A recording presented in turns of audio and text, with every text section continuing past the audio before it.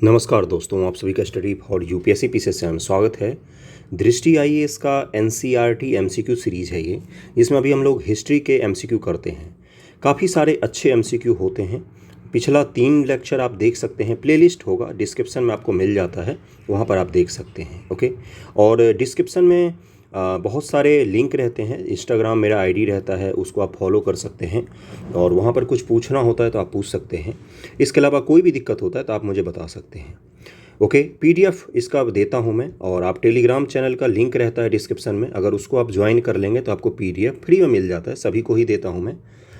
आज का हमारा जो टॉपिक है ना, वो है कि नया साम्राज्य और राज्य, यानी कि गुप्तों के बारे में बात होगी आज। इससे पहले के सारे एमसीक्यू हो चुके हैं और कोशिश ये करना है, देखिए क्वांटिटी पर मत जाइएगा कि हमने 100 एमसीक्यू लगाए, 200 लगाए, 300 लगाए, मैराथन एमसीक्यू लगा रहे दिन भर में 400, उस पर नहीं जाना है।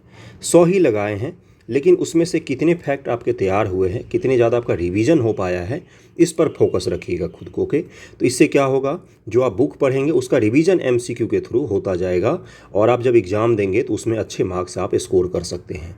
पीटी में हमेशा ध्यान रखिएगा, 100 प्लस स्कोर करने की कोशिश कीजिएगा पीटी एग्जामिनेशन में, तो आप सेफ साइड में पहुँच जाएंगे। ओके, पहला सवाल क्या है, हरिसेन निम्नलिखित में किसके दरबारी कवि था? हरिसेन कवि थे किसके? समुद्रगुप्त के दरबारी कवि थे। और प्रयाग प्रशस्ति जो आपने सुना है, प्रशस्ति का मतलब क्या होता है? प्रशंसा। प्रशंसा का मतलब क्या होता है? मतलब तारीफ करना। प्रयाग प्रशस्ति क्या है? समुद्रगुप्त की तारीफ की है हरिसेन जी ने लिखा है प्रयाग प्रशस्ति। एक अभिलेख है गुप्तों का जिसमें प्रयाग प्रशस्ति जिसको कहा जाता है, समुद्रगुप्त जी का है वो। समुद्रगुप्त दरबारी कवि थे। इलाहाबाद का अशोक स्तंभ अभिलेख निम्नलिखित में से किसके काल के बारे में सूचना प्रदान करता है? ये समुद्रगुप्त के बारे में सूचना प्रदान करता है। ओके, अगले सवाल पर चलते हैं कि हरिसेन द्वारा वर्णित विभिन्न प्रकार के राजाओं और उनके प्रति समुद्रगुप्त की नीतियों के संदर्भ में निम्नलिखित कथन में से कौन सा एक सही नहीं है, ये पूछा गया है। क्या है पहला स्टेटमेंट कि समुद्रगुप्त ने आर्यावर्त के सभी 9 शासकों को हराकर उनके राज्य को अपने साम्राज्य में मिला लिया। उसने दक्षिणापथ के सभी 12 शासकों को हराकर उनके राज्य को भी अपने साम्राज्य में मिला लिया। समुद्रगुप्त के राज्य के पड़ोसी देश आंतरिक घेरा समुद्रगुप्त के लिए उपहार लाते थे, उनकी आज्ञाओं का पालन करते थे। बाहरी राज्यों ने समुद्रगुप्त की अधीनता स्वीकार की और अपनी पुत्रियों का विवाह उससे किया। कौन से इसमें से गलत है, ये पूछा गया है आपसे। इसका आंसर क्या हो जाएगा? बी। देखिए, समुद्रगुप्त भारत के नेपोलियन की संज्ञा दी जाती है कुछ इतिहासकारों के द्वारा, नहीं देना चाहिए। नेपोलियन बहुत बाद में आया है, समुद्रगुप्त बहुत पहले हैं। उन्होंने लगभग में गुप्त साम्राज्य हैं, सबसे प्रमुख गुप्त साम्राज्यों में से एक हैं, लगभग में पूरे दक्षिण के राज्यों पर भी आक्रमण करके वहाँ के राज्यों को, राजाओं को भी हराया था। और आर्यावर्त, आर्यावर्त किसको कहा जाता था? वर्तमान का उत्तर भारत को आर्यावर्त कहा जाता था। यहाँ के भी लगभग सभी राज्यों के राजाओं को हराया। लेकिन उसने किया क्या, एक चीज़ की थी कि आर्यावर्त यानी कि उत्तर भारत के राज्य जो थे, इसको तो अपने साम्राज्य में शामिल कर लिया, अपने अधीन शासन करने लग गए वहाँ पर। लेकिन दक्षिण के राज्यों जो थे, इनको अपने साम्राज्य के अंतर्गत शामिल नहीं किया, केवल यहाँ के राजाओं को हराया और उनसे कर वसूला। यानी कि उनको था कि साल में आपको एक बार आकर वहाँ पर नजराना भेंट करना है, कर भेंट करना है। लेकिन वो स्वतंत्र थे, उनको किसी तरह का कोई अपने साम्राज्य में शामिल नहीं किया था समुद्रगुप्त ने। तो इस चीज़ का ध्यान रखेंगे आप। तो इसका आंसर क्या हो जाएगा? बी गलत हो जाएगा। देखिए यहाँ पर लिखा हुआ अपने साम्राज्य में मिला लिया, साम्राज्य में नहीं मिलाया, केवल उनको बोला कि आप कर देते रहिए, नहीं तो हम फिर से आक्रमण करेंगे। समुद्रगुप्त के विजय से सवाल पूछे जाते हैं मेंस में। किस तरह से उन्होंने विजय यात्रा की थी? कई सारे इतिहासकार मानते हैं कि वो पूर्वी तट से जीतते हुए नीचे गए थे और पश्चिमी तट से जीतते हुए ऊपर आए थे। लगभग भारत के हर समय, उस समय मौजूद सभी शासकों को हरा दिया था समुद्रगुप्त ने। तो इसका आंसर बी हो जाएगा। अगले सवाल पर चलते हैं हम लोग। अगला सवाल क्या है, निम्नलिखित में से किसके या किनके द्वारा महाराजा धीराज की उपाधि धारण की गई थी? चंद्रगुप्त प्रथम, समुद्रगुप्त, चंद्रगुप्त द्वितीय, कुमारगुप्त। इसका आंसर क्या हो जाएगा? महाराजा धीराज की उपाधि किसने धारण की थी? चंद्रगुप्त प्रथम और समुद्रगुप्त ने धारण की थी। इसका आंसर बी हो जाएगा। पढ़ देता हूँ मैं इसको कि समुद्रगुप्त और उसके पिता चंद्रगुप्त प्रथम ने, समुद्रगुप्त के पिता कौन थे? चंद्रगुप्त प्रथम। समुद्रगुप्त के पुत्र कौन है? तो चंद्रगुप्त द्वितीय, ये ध्यान रहेगा। कालिदास वगैरह किसके दरबारी थे? तो चंद्रगुप्त द्वितीय के दरबारी थे। विक्रमादित्य चंद्रगुप्त द्वितीय। चंद्रगुप्त प्रथम ने ही महाराजा धीराज की उपाधि धारण की। समुद्रगुप्त के दादा और परदादा का उल्लेख महाराजा के रूप में मिलता है। ओके, समुद्रगुप्त की माँ कुमार देवी थी जो लिच्छवी गण की थी, और समुद्रगुप्त खुद को क्या बोलते थे? लिच्छवी दौहित्र, मतलब कि लक्ष्मी जो है वो मेरा नानी का घर है। लक्ष्मी बहुत प्रमुख साम्राज्य में से एक था, उससे अपना रिश्ता जोड़कर खुद को बड़ा दिखाने की कोशिश करते थे। शक विजेता निम्नलिखित में किसे कहा जाता है? तो चंद्रगुप्त द्वितीय को कहा जाता है शक विजेता। छठे सवाल पर चलते हुए हम लोग, क्या है कि कालिदास निम्नलिखित में से किसके दरबार में थे? इसका आंसर क्या हो जाएगा? चंद्रगुप्त द्वितीय के दरबार में थे कालिदास। कालिदास सहित बहुत सारे विद्वान थे उस समय। कालिदास, आर्यभट्ट, बारहमिहिर और जो पंचतंत्र के लेखक हैं वो सारे किसके दरबार में थे? तो चंद्रगुप्त द्वितीय के दरबार में थे। बाणभट्ट निम्नलिखित किसके दरबारी कवि हैं? देखिए बाणभट्ट जो हैं ये हैं हर्षवर्धन के दरबारी कवि। इन्होंने कौन सी बुक लिखी है? कादम्बरी। कादम्बरी क्लासिकल संस्कृत में लिखी बुक है और हर्षचरित भी इन्होंने ही लिखा है। ओके, निम्नलिखित कौन हर्ष के काल में भारत आया था? तो हर्ष के काल में ह्वेनसांग आया था। और फाहियान किसके समय में आया था? चंद्रगुप्त द्वितीय के समय में आया था। चंद्रगुप्त द्वितीय के समय में आया था फाहियान। मेगास्थनीज, तो ये मेगास्थनीज आया था चंद्रगुप्त मौर्य के दरबार में था मेगास्थनीज। ओके, अगले पर चलते हैं कि नर्मदा नदी पर सम्राट हर्ष के दक्षिण की ओर बढ़ने की कोशिश को किसने रोका था? तो सम्राट हर्ष जो हैं इनको पुलकेशिन द्वितीय, पुलकेशिन चालुक्य शासक पुलकेशिन द्वितीय ने नर्मदा नदी के तट पर हराया था। तो नर्मदा नदी से दक्षिण में पूरा का पूरा किसका साम्राज्य था? चालुक्यों का साम्राज्य था। हर्षवर्धन उत्तर भारत पर शासन करते थे। बंगाल में उस समय किसका सरकार था? तो शशांक का गौर वंश का शासक था जिसकी वहाँ पर साम्राज्य थी। तो इसका आंसर हो जाएगा बी, पुलकेशिन द्वितीय ने हराया था हर्षवर्धन को नर्मदा नदी के तट पर। ओके, अगला सवाल क्या है कि कांचीपुरम निम्नलिखित में किसकी राजधानी थी? तो कांचीपुरम राजधानी थी चालुक्यों की। बी आंसर हो जाएगा, चालुक्यों की राजधानी थी कांचीपुरम। पल्लवों का राज्य कांचीपुरम के आसपास के क्षेत्र से लेकर कावेरी नदी के डेल्टा तक फैला था। सी हो जाएगा, पल्लवों की राजधानी थी कांचीपुरम। कांचीपुरम जिसमें कौन कौन से शासक दिखते हैं आपको? नरसिंह वर्मन जो दिखता है, जिसको मामल्ला कहा जाता है।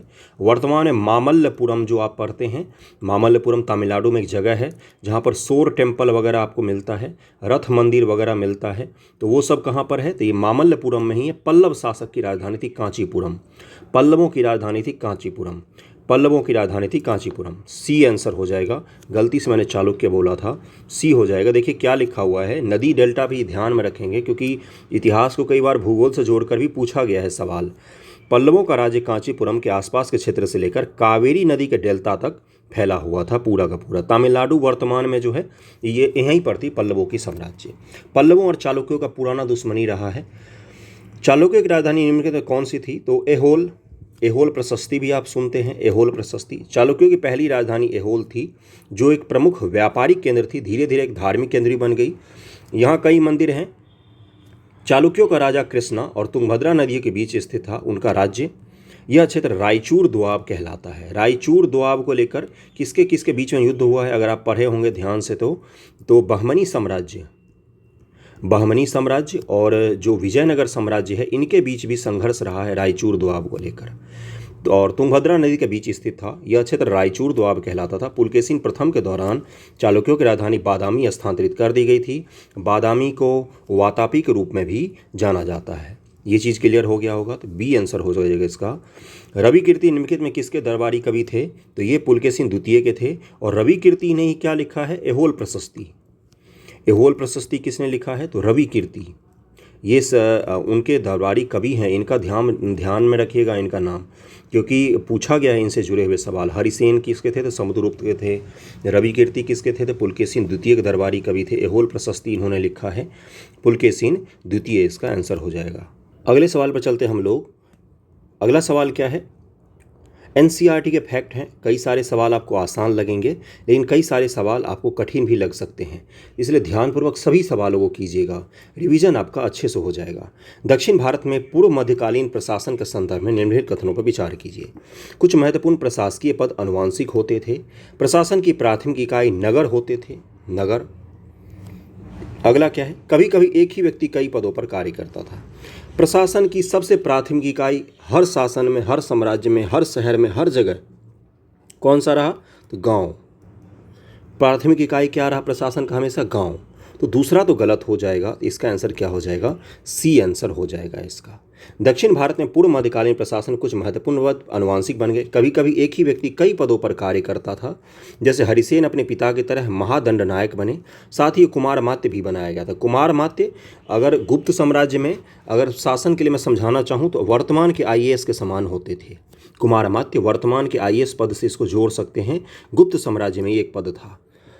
प्रशासन की प्राथमिक इकाई गांव होते थे, न कि नगर। कभी कभी एक ही व्यक्ति कई महत्वपूर्ण पदों पर कार्य करता था। हरिसेन महादंडनायक और कुमारमात्य होने के साथ साथ संधि विग्रहिक भी थे। ओके, ये सब अलग अलग प्रशासन के पद हैं गुप्त साम्राज्य में। यहाँ पर सूची मैच करना है आपको। नगर श्रेष्ठी, सारथवाह, प्रथम कुलिक, कायस्थ, इसको मैच कीजिए। देखिए कायस्थ जाति आपने सुना होगा। ये जो है इनका उदय कब माना जाता है? तो गुप्तों के साम्राज्य में ही माना जाता है इनका उदय। मुख्य रूप से लिपिक का काम करते थे ये लोग, हिसाब बारी रखने का काम करते थे। इसको मैच करते हैं। क्या है? नगर सृष्टि क्या हो जाएगा? मुख्य बैंकर शहर का। सारथवाह कौन कहलाते थे? तो व्यापारियों के काफिले के नेता होते थे सारथवाह। मैंने समझाया था उस दिन भी। प्रथम कुलिक कौन होंगे? तो मुख्य शिल्पकार होंगे। और कायस्थ कौन हो जाएंगे? तो अभी मैंने बताया लिपिकों के प्रधान होते थे कायस्थ। कायस्थ कोई जाति नहीं थी उस समय, लेकिन धीरे धीरे धीरे धीरे ये जाति ऊपर के कास्ट से अलग होती चली गई और एक अलग जाति के रूप में ही कायम हो गई। मुख्य रूप से क्या काम होता था इनका उस समय? लिपिक के तौर पर काम होता था। गुप्त साम्राज्य जब आप डिटेल में पढ़ेंगे तो जातियों का उपविभाजन इस समय होता है। जातियों का उपविभाजन, जैसे काम करने वाले जो जाति होते, जैसे आपने देखा होगा बढ़ई जाति, इनको लेकर और ऊपर के कास्ट को लेकर छुआछूत कम होता है। लेकिन चर्मकार वाली जो जाति होती, इनको लेकर ऊपर कास्ट के लोगों के बीच में छुआछूत थोड़ा सा ज़्यादा होता था। तो जातियों में भी उपविभाजन हो गया। शूद्रों में भी अलग अलग जातियां और भी ज़्यादा बन गई। कुछ ऐसी जातियां बन गई जो अपने शिल्प और कला के तौर पर जाने गए। कुछ ऐसी जातियां बन गई जिनके शिल्प और कला प्रधान नहीं था, वो खेतीहर जाति बन के रह गए। जातिवाद नहीं फैला रहा हूँ मैं, इतिहास समझाने की कोशिश कर रहा हूँ, इसको समझने की कोशिश कीजिएगा। उसी तरह से कायस्थ नामक जाति आपको पहले कहीं नहीं मिलेगा, लेकिन गुप्त साम्राज्य के बाद धीरे धीरे धीरे धीरे इनका प्रचलन बढ़ता गया भारतीय समाज में। ओके, तो इसका आंसर क्या हो जाएगा? सी हो जाएगा इसका आंसर। देखिए यहाँ पर सब लिखा हुआ है, अभी मैंने बता ही दिया। पूर्व मध्यकालीन सामंतों के संदर्भ में निम्नलिखित कथनों पर विचार कीजिए। इनकी अपनी सेना होती थी। सामंत के बारे में पूछा गया। ये सामंतवाद का उत्थान माना जाता है कहाँ से? धीरे धीरे शुरू कहाँ से हुआ है? तो कुषाणों के साम्राज्य के बाद से इनका शुरुआत माना जाता है। क्यों? क्योंकि राजाओं के नाम में देखा आपने, महाराजा धीराज, परम भट्टारक, परम न्यायाधीश, परम चक्रवर्ती, ये सब नाम लगने लग जाते थे धीरे धीरे। तो इससे क्या माना गया कि उनके अंदर छोटे छोटे राजा काम करते होंगे। जैसे एक राजा ने नाम लगाया महाराजा, सरनेम में क्या लगा लिया? महाराजा, महाराज। तो उसके ऊपर के राजा क्या लगाएंगे? महाराजा धीराज। उसके ऊपर के राजा क्या लगाएंगे? महाराजा धीराज परम भट्टारक सम्राट। उसके आगे के राजा क्या लगाएंगे? महाराजा धीराज परम भट्टारक चक्रवर्ती, फिर आगे जोड़ लेंगे। तो इसी तरह से इसको क्या माना गया? सामंतवाद की शुरुआत मानी गई। सामंतवाद पर, इतिहास पर जो जोर देते हैं वो कौन से इतिहास होते हैं? मार्क्सवादी इतिहासकार होते हैं। जैसे रामशरण शर्मा जी का आप पढ़ेंगे तो उनको तो सामंतवाद के अलावा कुछ दिखता ही नहीं है पूरे इतिहास में। तो इसको पढ़ते हैं। इनकी अपनी सेना होती थी। आवश्यकता पड़ने पर ये राजा को सहायता देते थे। बिल्कुल सही बात है ये तो। इन्हें कोई नियमित वेतन नहीं दिया जाता था। जहां शासक दुर्बल होते थे ये स्वतंत्र होने का प्रयास करते थे। इसका आंसर हो जाएगा, तीनों के तीनों स्टेटमेंट सही दिए हुए हैं। जैसे गुप्त जो थे इनको माना जाता है कि ये कुषाणों के अधीन सामंत का काम करते थे। जैसे जो चोल साम्राज्य है, जो दूसरी बार चोल का उदय होता है, उनको माना जाता है कि पल्लवों के अधीन सामंत का काम करते थे, है ना। तो इसका आंसर क्या हो जाएगा? डी, तीनों के तीनों सही दिए हुए हैं। दक्षिण भारत के राज्यों के विभिन्न स्थानीय सभाओं के संदर्भ में निम्नलिखित में से कौन सा कथन सुमेलित है? सभा ब्राह्मण भूस्वामियों का संगठन होता था। उड़ ग्राम सभा का। नगरम शिल्पकारों का संगठन होता था। 1 और 2 इसका आंसर हो जाएगा। तीसरा है इसमें गलत दिया हुआ है। मैं बता देता हूँ यहाँ पर क्या दिया हुआ है कि पल्लव अभिलेख में कई स्थानीय सभाओं की चर्चा मिलती है। इनमें एक था ब्राह्मण भूस्वामियों का संगठन, जिसे सभा कहते हैं। ये सभाएं उप समितियों के जरिए सिंचाई, खेतीबाड़ी से जुड़े विभिन्न काम, सड़क निर्माण, स्थानीय मंदिर के देखरेख आदि के काम करती थीं। जिन क्षेत्रों में भूस्वामी ब्राह्मण नहीं थे वहाँ उड़ नामक ग्राम सभा के होने की बात कही गई है। नगरम व्यापारियों के एक संगठन का नाम था। संभवतः इन सभाओं पर धनी तथा शक्तिशाली भूस्वामी और व्यापारियों का नियंत्रण था। इनमें बहुत सी स्थानीय सभाएं शताब्दियों तक काम करती रही थीं। तो ये ध्यान में रखेंगे। और चोल साम्राज्य के अधीन जो स्थानीय शासन की हमें जानकारी मिलती है उसके लिए कौन सा अभिलेख है? तो उत्तर मेरूर अभिलेख। बहुत बार पूछा गया है। हमारा जो नया संसद भवन का निर्माण हुआ है उसके जो वीडियो रिलीज़ किए गए थे प्रचार वाले, संसद भवन कैसा दिखता है, उसमें भी उत्तर मेरूर अभिलेख का जिक्र किया गया है। तो इन सब चीज़ों का ध्यान रखेंगे, उत्तर मेरूर अभिलेख का नाम ध्यान में रखेंगे। सी आंसर हो जाएगा। अभिज्ञान शकुंतलम निम्नलिखित में किसका प्रसिद्ध नाटक है? ये कालिदास जी का प्रसिद्ध नाटक है अभिज्ञान शकुंतलम, पता ही होगा, इसमें तो कुछ हर्ज नहीं है। कालिदास का सबसे प्रसिद्ध नाटक अभिज्ञान शकुंतलम और दुष्यंत नामक एक राजा और शकुंतला नामक एक युवती की प्रेम कहानी है। आपको ये बताना है कि कालिदास जी की और कौन कौन सी कृतियाँ हैं फेमस। कालिदास के नाटकों की विशेषता के संदर्भ में निम्नलिखित कथनों विचार कीजिए। कालिदास अपने नाटकों में राज दरबार के जीवन चित्रण के लिए प्रसिद्ध हैं। कालिदास के नाटकों की रोचक विशेषता है कि इन नाटकों में राजा अधिकांशतः ब्राह्मणों को प्राकृत बोलते हुए जबकि अन्य लोग महिलाओं को संस्कृत बोलते हुए दिखाया गया है।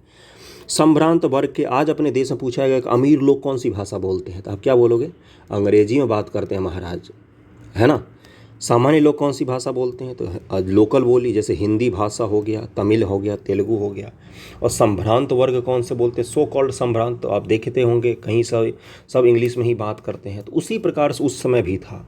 समाज के संभ्रांत लोग संस्कृत बोलते थे, पढ़े लिखे लोगों की भाषा थी संस्कृत। और जो समाज के सामान्य लोग होते थे वो अलग अलग छोटी भाषा प्राकृत जैसी भाषाएं बोलते थे। तो इसका आंसर क्या हो जाएगा?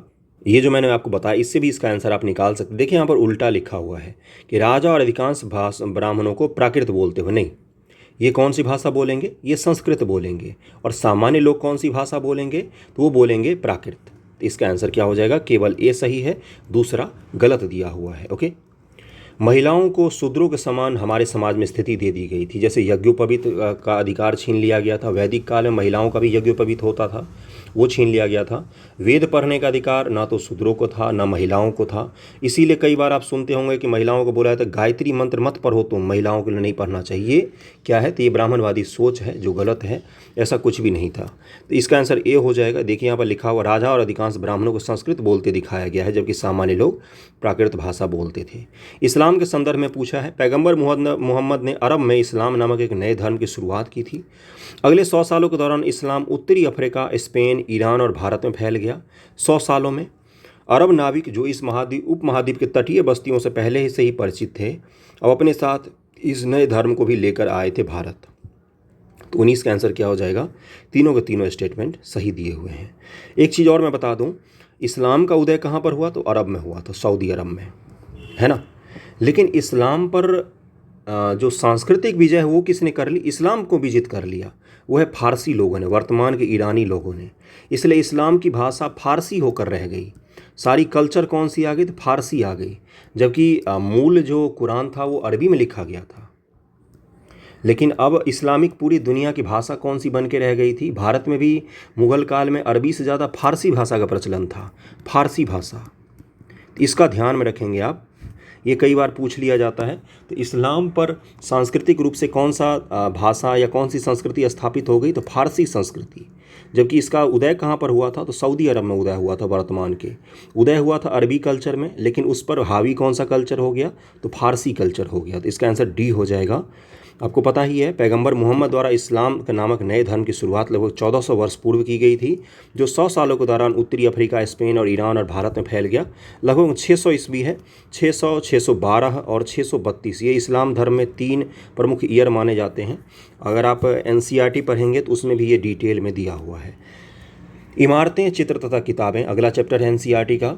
लगभग 1500 वर्ष पूर्व बने महरौली के लौह स्तंभ में आज तक जंग नहीं लगी है। अगर आप कुतुब मीनार घूमने जाएंगे तो वहाँ पर बड़ा सा लौह स्तंभ है, 1500 साल पुराना है वो, उस पर आज तक जंग नहीं लगी, वैसे की वैसे ही खड़ी है वो अभी तक। यह अद्भुत लौह स्तंभ निम्नलिखित में से कहाँ पर स्थित है? ये दिल्ली में है, आपको कुतुब मीनार में मिल जाएगा, कुतुब मीनार के कॉम्प्लेक्स में है। स्तूपों के संदर्भ में निम्नलिखित में कौन सा एक कथन सही नहीं है, ये पूछा गया है। स्तूपों का शाब्दिक अर्थ टीला होता है। स्तूपों में सजावट के लिए रखा जाने वाला गोल धातु का डिब्बा धातु मंजूषा कहलाता है। स्तूप के चारों ओर परिक्रमा हेतु बना वृत्ताकार पथ प्रदक्षिणा पथ कहलाता है। प्रदक्षिणा पथ को रेलिंग द्वारा घेर दिया जाता था, जिसे वेदिका कहते हैं। कौन सा गलत है ये बताना है आपको। तो इसका आंसर क्या हो जाएगा? इसका आंसर हो जाएगा बी। इसमें गलत दिया हुआ है। देखिए क्या लिखा हुआ है, स्तूपों में सजावट के लिए रखा गया। नहीं, सजावट नहीं होता था। महात्मा बुद्ध के शरीर के अवशेष रखे जाते थे धातु मंजूषा में, सजावट के लिए ये नहीं रखा होता था। तो इसका आंसर बी हो जाएगा। बी गलत दिया हुआ है। ध्यानपूर्वक स्टेटमेंट को पढ़िए तो आपको अपने आप आंसर मिलने लग जाएगा उसमें। ओके, देखिए यहाँ पर लिखा हुआ है कि सभी स्तूपों में बुद्ध या उनके अनुयायियों के शरीर के अवशेष या उनके द्वारा प्रयुक्त कोई एक चीज़ डब्बी में रखी जाती थी, इसे ही धातु मंजूषा कहा जाता है। ओके। पूर्व मध्यकालीन आरंभिक हिंदू मंदिर के संदर्भ में निम्नलिखित कथनों विचार कीजिए। हिंदू मंदिरों का चलन कब से शुरू हुआ? मुख्य रूप से तो गुप्तों के काल से हिंदू मंदिर आपको बनने दिख जाएंगे, जिसमें अलग अलग मंदिर, जैसे कानपुर में भूमरा का उसके पास जो आपको मिलता है अलग अलग कानपुर के पास मंदिर, वो पूछा गया है पिछले साल बीपीएससी में भी, तो वो सब गुप्त काल के मंदिर हैं। मंदिरों का सबसे महत्वपूर्ण भाग मंडप होता है। मंदिर में गर्भगृह नामक एक जगह होती है, यह एक सभागार होता है जहाँ लोग एकत्रित होते हैं। गर्भगृह सभागार कब से होने लग गया? गर्भगृह में तो मुख्य देवता विराजमान होते हैं, जो मंदिर का मुख्य देवता हो, जैसे शिव मंदिर में शिव भगवान जो होंगे वो गर्भगृह में होते हैं। गर्भगृह के ऊपर काफ़ी ऊंचाई तक निर्माण किया जाता था, जिसे शिखर कहते हैं। तो दूसरा स्टेटमेंट को अगर आप काट देंगे तो 3 स्टेटमेंट कट जाता है, केवल और केवल 3 सही हो जाएगा, सी के सही हो जाएगा। एलिमिनेशन इसी को कहते हैं। ओके। मंदिर के सबसे महत्वपूर्ण भाग गर्भगृह होता है, जहाँ मुख्य देवी देवता विष्णु, शिव, दुर्गा आदि को रखा जाता है। इसी स्थान पर पुरोहित धार्मिक अनुष्ठान करते हैं, भक्त पूजा करते हैं। गर्भगृह को पवित्र स्थान दिखाने के लिए अक्सर उनके ऊपर शिखर या मंडप बनाया जाता है। ओके। आरंभिक हिंदू मंदिर आपको भीतरगांव का मंदिर लगभग 1500 वर्ष पूर्व महाबलीपुरम के एकाश्म मंदिर, महाबलीपुरम को ही मामल्लपुरम भी कहा जाता है। एहोल का दुर्गा मंदिर आदि बहुत प्रसिद्ध है। एकाश्म मंदिरों की विशेषता यह होती है कि एक विशाल पत्थर होता है, उसको काट काट कर उसका मंदिर का स्वरूप दे देते हैं। पुराणों के संदर्भ में इनमें से कौन सा एक कथन सही नहीं है? पुराणों का पाठ पुजारी मंदिरों में किया करते थे। इनमें विधियों के साथ संसार की सृष्टि और राजाओं के बारे में भी कहानियां हैं। अधिकतर पुराण सरल संस्कृत श्लोक में लिखे गए हैं, जिससे सब उन्हें सुन और समझ सकते हैं। तो चौथे का आंसर क्या हो जाएगा? चौथे का आंसर हो जाएगा डी। स्त्री तथा शूद्र जिन्हें वेद पढ़ने की अनुमति नहीं थी, वे पुराणों को भी नहीं सुन सकते थे। नहीं, गलत दिया हुआ है। स्त्री और शूद्र जो होते हैं, ये इनको पुराणों को सुनने की अनुमति दी गई थी और बाकी को नहीं दी गई थी। निम्नलिखित में कौन पुराणों के संकलन से संबंधित नहीं है? तो मंखक लिखा हुआ है। पुराणों की कुल संख्या 18 है, परंतु मत्स्य पुराण में लिखा गया है कि पहले पुराण एक ही था, उसे ही अन्य सभी पुराण निकाले गए हैं। एक ही बुक से सभी पुराण निकाले गए हैं। ब्राह्मण पुराण के अनुसार वेद व्यास ने पुराण संहिता का संकलन किया। विष्णु पुराण से पता चलता है कि व्यास ने अपनी पुराण संहिता अपने शिष्य लोमहर्ष को दी थी। उगस्त्रवा लोमहर्ष के पुत्र थे। वे सभी पुराणों के संकलन से जुड़ गए थे। मंखक कश्मीर के एक संस्कृत महाकवि हैं। श्रीकंठ चरित्र महाकाव्य तथा मंख कोश इनकी रचनाएं हैं। पुराणों के संकलनकर्ताओं में से एक व्यास द्वारा ही महाभारत का संकलन किया गया था। महाभारत का लेखन कार्य 1500 वर्ष पूर्व किया गया था। ओके। आर्यभट्टियम के लेखक आर्यभट्ट निम्नलिखित में से किससे या किन से संबंधित हैं? तो वो ज्योतिष, विज्ञान, खगोल इन सब से संबंधित हैं। डी आंसर हो जाएगा। आर्यभट्टियम लिखा है उन्होंने। भारत के गणितज्ञों ने शून्य के लिए एक नए चिन्ह का आविष्कार किया था। गिनती की यह पद्धति पहले यूरोपीय द्वारा अपनाई गई, उसके बाद पूरे अरब में फैल गई। पहले अरब अपनाएंगे फिर तो यूरोप में जाएगा। पहले यूरोप थोड़ी ना, हमारे बगल में तो अरब है, न कि यूरोप है। रोम के निवासी शून्य का प्रयोग किए बगैर गिनती करते थे। इसका आंसर क्या हो जाए? कि दूसरा तो गलत ही दिया हुआ है, क्योंकि पहले अरबी लोगों ने अपनाया हमारी गणित पद्धति को, उसके बाद अरब से कहाँ पर गया? तो पूरे यूरोप में फैल गया ये चीज़। तो दूसरा को अगर आप काटेंगे तो 2 कट गया और तीसरा तो सही है, यानी कि 1 और 3 इसका आंसर हो जाएगा। बी आंसर हो जाएगा इसका। शिल्पाधिकारम, मन्नी मेखले, मेघदूतम, रामायण किस किस ने लिखा है? तो रामायण के लेखक कौन है ये भी बताना पड़ेगा। क्या बताओ? रामायण के लेखक हैं वाल्मीकि महोदय। डी का वन इन दोनों में है। और मेघदूत किसने लिखा है? तो कालिदास जी ने लिखा है। सी का 3 होगा, सी का 3 इन दोनों में है। शिल्पाधिकारम किसने लिखा? शिल्पाधिकारम लिखा है इलंगो अधिगल ने। ये तमिल संगम ग्रंथ है। और मन्नी मेखले किसने लिखा है? तो शीतले सतनार ने मन्नी मेखले लिखा है। शिल्पाधिकारम का ही अगला हिस्सा है शीतले सतनार। शिल्पाधिकारम की कहानी पूर्ण होती है मन्नी मेखले में जाकर। शिल्पाधिकारम किसकी कहानी है? तो एक व्यापारी रहता है कोवलम, और उसकी पत्नी रहती है कन्नेगी, और एक वैश्या रहती है, उसकी कहानी है पूरे शिल्पाधिकारम में। ओके। तो इसका आंसर क्या हो जाएगा? सी हो जाएगा। ए का 4, बी का 2, सी का 3, डी का 1 हो जाएगा। अगले पर चलते हैं हम लोग। अगला सवाल क्या है कि यहाँ पर देखिए क्या लिखा हुआ है। हाँ, मनी मेखले नामक महाकाव्य तमिल के व्यापारी शीतले सतनार द्वारा लिखा गया है। इसमें कोवलम तथा माधवी की बेटी की कहानी है। जो अभी मैंने बताया ना, कोवलम एक व्यापारी रहता है, कन्नगी उसकी पत्नी रहती है, और माधवी वो वेश्या रहती है। इसी माधवी और कोवलम से जो बेटी पैदा होती है ना, और उसी की कहानी है कि इसमें मन्नी मेखले में कहानी है। अंत में उसकी बेटी जैन धर्म को स्वीकार कर लेती है, जैनिज्म को। बहुत ही फेमस कहानी है। जैसे उत्तर भारत में रामायण फेमस है ना, वैसे ही तमिल संस्कृति में शिल्पाधिकारा और मन्नी मेखले को कहानी के तौर पर, महिलाओं से जुड़ी हुई कहानी के तौर पर जाना जाता है। कन्नगी जो होती है उसके प्रताप के कारण पूरा का पूरा उस समय का जो वहाँ का साम्राज्य रहता है वो जलकर भस्म हो जाते हैं। वो अपने पति के मौत का बदला लेती है, उसके पति को झूठे मुकदमे में फंसाकर फांसी दे दी जाती है। कभी पढ़िएगा डिटेल में, अगर आप हिस्ट्री के स्टूडेंट हैं तो आपको पढ़ना चाहिए। कागज़ का आविष्कार निम्नलिखित में से कहाँ पर हुआ था? तो इसका आविष्कार चीन में हुआ था। कागज़ का आविष्कार चीन में, वर्तमान के चीन में इसका आविष्कार हुआ था। अगले चलते हैं, अगले कुछ और सवालों पर चलते हैं। मोहनजोदड़ो से प्राप्त मोहरों के संदर्भ में बताना है आपको। ये सिस्टाइट या पत्थर की बनी चपटी आयताकार मोहरें हैं। मोहर के एक तरफ सांड, एक और सींग वाला पशु और एक हाथी किसी दृश्य की आकृति है। इसका आंसर क्या हो जाएगा? सी दिया हुआ है। दोनों के दोनों स्टेटमेंट सही दिए हुए हैं। सिंधु सभ्यता का स्थल जहाँ खुदाई में एक डॉक या नौका गोदी मिलती है, तो आपको पता है ये डॉकयार्ड एक ही था, बंदरगाह तो एक ही था। वो कौन सा था? लोथल था सिंधु घाटी में। लोथल नदी बंदरगाह था, इसका भी ध्यान रखेंगे आप लोग। सिंधु काल में सुमेर और फारस की खाड़ी के तटवर्ती नगरों के लोगों के साथ हड़प्पा संस्कृति लोगों के व्यापारिक संबंध थे। वे एक जगह से दूसरी जगह बराबर माल भेजते थे। मोहनजोदड़ो में बनी मोहरें, अन्य छोटी चीज़ें इराक के स्थलों से मिली है। लोथल जहाँ खुदाई में एक डॉक या नौका गोदी मिलती है। हड़प्पा संस्कृति लोगों को उत्तरी अफगानिस्तान के साथ भी व्यापारिक संबंध थे। अफगानिस्तान से खूबसूरत नीले लाजवद पत्थर का आयात किया जाता था। अफगानिस्तान से आज भी बहुत सारे पत्थर का आयात किया जाता है। अगले सवाल पर चलते हैं। आर्यों के संदर्भ में निम्नलिखित कथनों पर विचार कीजिए। क्या है पहला स्टेटमेंट? पहला स्टेटमेंट है कि आर्य सबसे पहले पंजाब में बसे, धीरे धीरे दक्षिण पूर्व की ओर आगे बढ़कर दिल्ली के उत्तरी प्रदेशों में आबाद हुए। देखिए, अगर आप पढ़ा होगा तो सबसे पहले आर्य लोग जो भारत आए, तो आर्य लोग वर्तमान भारत के किस क्षेत्र में सबसे पहले आए थे? एक तो ये भी थ्योरी गलत है, कई बार दिया जाता है कि आर्य लोग भारत में बाहर से कहीं आए। प्रोफेसर गंगानाथ झा जो हैं वो क्या बोलते हैं कि आर्य सप्त सैंधव प्रदेश के निवासी ही थे, वो कहीं बाहर से नहीं आए थे। और जो बाल गंगाधर तिलक जी हैं उन्होंने लिखा है आर्कटिक होम ऑफ आर्यंस नामक बुक लिखी है। उसमें उन्होंने क्या बोला है कि आर्कटिक प्रदेश से आए थे आर्य लोग। अलग अलग इतिहासकार हैं, वो अलग अलग जगह मानते हैं। बहुत सारे ब्रिटिशर्स जो इतिहासकार हैं, बाहरी इतिहासकार हैं, वो मानते हैं कि यूरोप से आर्य आए थे भारत, क्योंकि उनको मानना था एक ही चीज़ कि हम ही सबसे सर्वश्रेष्ठ हैं, हमारी ही नस्लें आकर भारत में बसी, तब भी आप श्रेष्ठ बने, नहीं तो आप लोग किसी काबिल नहीं थे। तो इतिहास की अलग अलग शैली होती है, उस पर हमें नहीं जाना है। देखिए, तो सबसे पहले आर्य कहाँ पर बसेंगे? वर्तमान के पंजाब और सप्त सैंधव प्रदेशों में बसते हैं वो। आरंभ में आर्य पशुचारी खानाबदोश लोग थे, वे पशुओं के बड़े बड़े झुंड पालते थे, ये तो सही है। आर्यों के बारे में हमें जानकारी उन सूक्तों से मिलती हैं जिनकी उन्होंने रचना की थी, तो कौन से सही हो जाएंगे? इसका आंसर हो जाएगा डी। तीनों के तीनों स्टेटमेंट सही दिया हुआ है, तीनों स्टेटमेंट सही है। अगर आपसे मैं ये पूछूं, एक चीज़ मैं अगर आपसे पूछूं कि आर्य पहले पूर्वी उत्तर प्रदेश में बसे कि पहले पश्चिमी उत्तर प्रदेश में बसे, बताइए आप सवाल। देखिए, आर्य कहाँ पर आए? अभी मैंने बताया दक्षिण पश्चिम का जो इलाका है अपना, वहाँ से वो कहाँ तक जाएंगे? उत्तर पश्चिम के इलाका से ऐसे पूरे भारत की तरफ फैलते जाएंगे, ऐसे फैलते जाएंगे। आचार्य चाणक्य और अगस्त ऋषि को क्या माना जाता है कि उन्होंने विंध्य जो पर्वत श्रेणी है, यानी कि उसके दक्षिण के प्रदेश, यानी कि वर्तमान का दक्षिण भारत को आर्यीकरण करने का किसका योगदान माना जाता है? तो अगस्त ऋषि को इसीलिए दक्षिण भारत में अधिक पूजा जाता है। और आचार्य चाणक्य का भी योगदान माना जाता है इसमें कि उन्होंने दक्षिण भारत का आर्यीकरण किया था।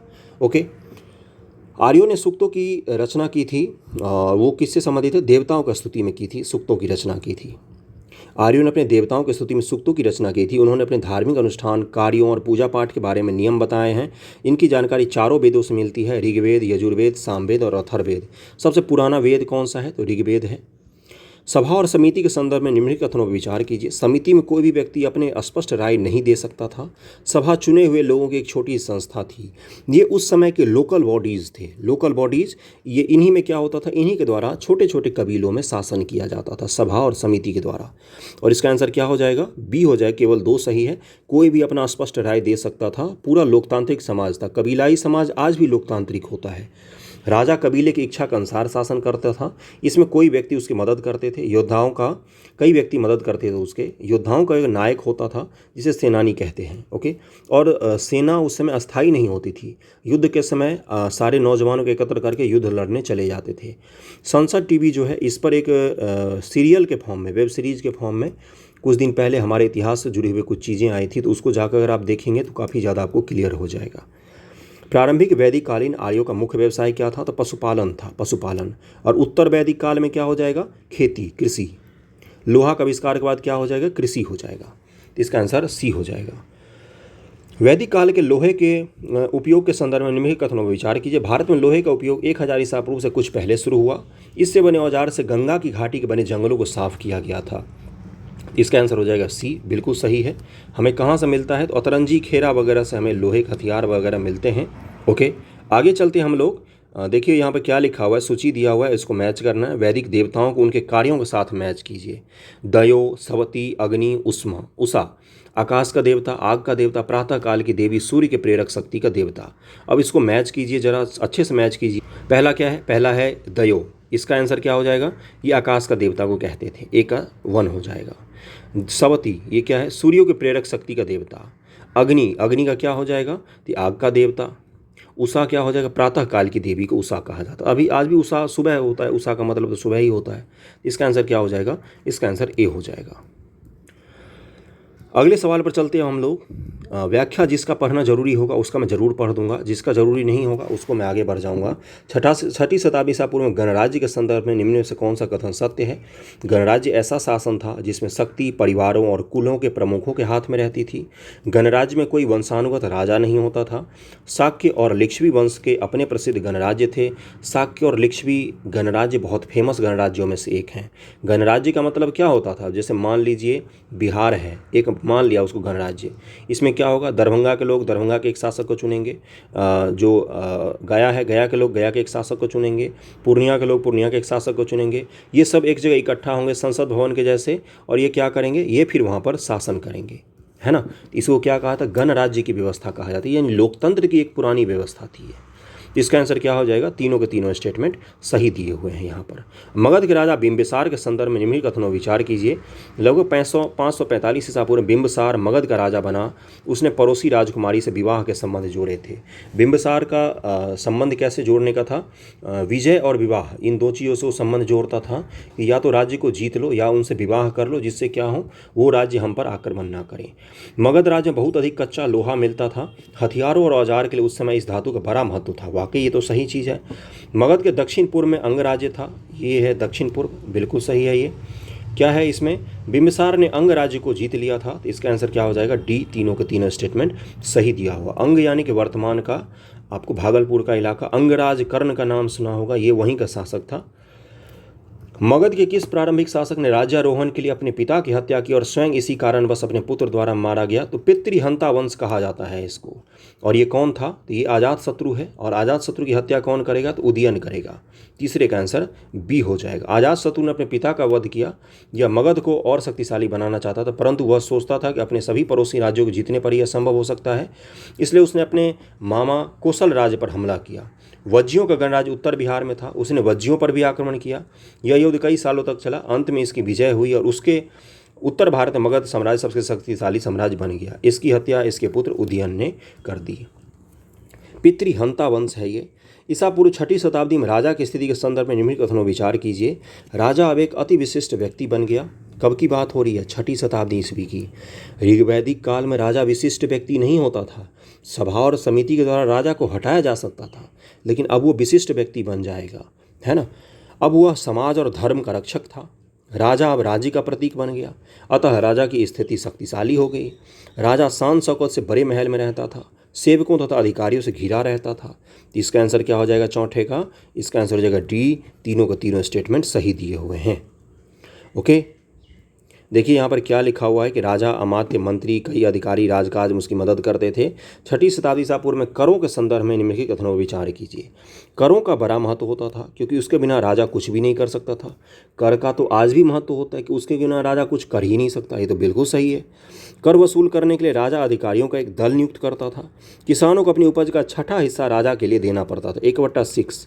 मैंने क्या बताया है कि भारत में लगभग सभी साम्राज्य में अलाउद्दीन खिलजी को छोड़कर लगभग में सब जगह, लगभग शब्द मैं यूज कर रहा हूँ, लगभग में सब जगह आपको क्या मिलेगा, 1/6 आपको कर की व्यवस्था मिलेगी, 1/6। ओके, तो इसका देख लेते हैं आंसर क्या दिया हुआ है। डी, तीनों के तीनों स्टेटमेंट ही सही दिए हुए हैं यहाँ पर।